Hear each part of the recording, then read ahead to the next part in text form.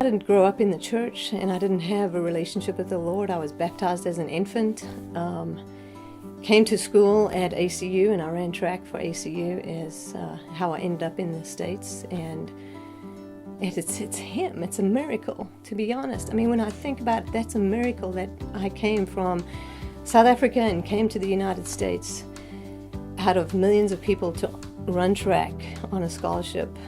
I mean, I didn't do any of that. The Lord did all of that. And so this story is His story. So anyway, I ended up going to Tarleton and did a master's degree there. And while I was there, I met my husband, Marcus. He was paralyzed from the chest down from an accident he had prior to us getting married. We got married in 2000 and moved to Houston, where I did my doctorate, and he did a master's degree there. So we were in Houston 7 years, moved from Houston to Abilene when I took the job here at HSU.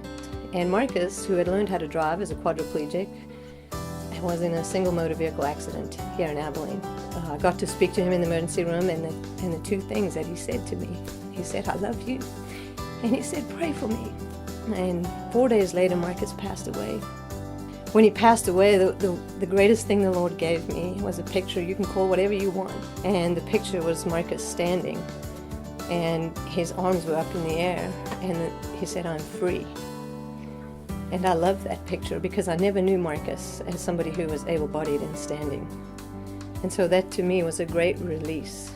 I had been married almost 10 years, and now all of a sudden I had to figure out who I was. And so I spent time with the Lord, and I studied His Word, and I asked Him to show me.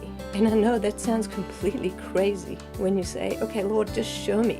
Show me your Word, and show me what you mean, and show me who you are." And I think some of the lessons that the Lord has taught me in this journey is, first of all, to be obedient and to pursue Him and to pursue the things He has for us. And we may think we know what those things are, but we really have no idea what they are. Yes, I've got this, I love my job, I love what I do, but I have no idea what He's going to do. I mean, in an instant, life can change, and you have no idea what you're going to do in that instant. And so my encouragement is build a foundation and know what you stand on. Because if you don't build a foundation and you don't know what you stand on, you are going to waver in the wind.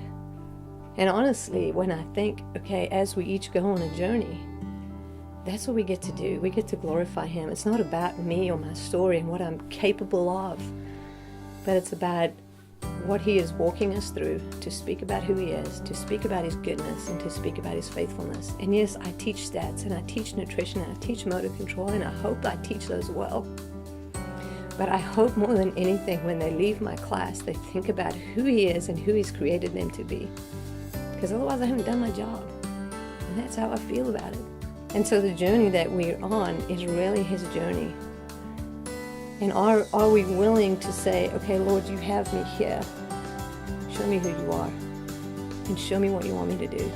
And open the doors you have. And lead me to that fullness of joy. And bad stuff's going to happen. And life is going to happen.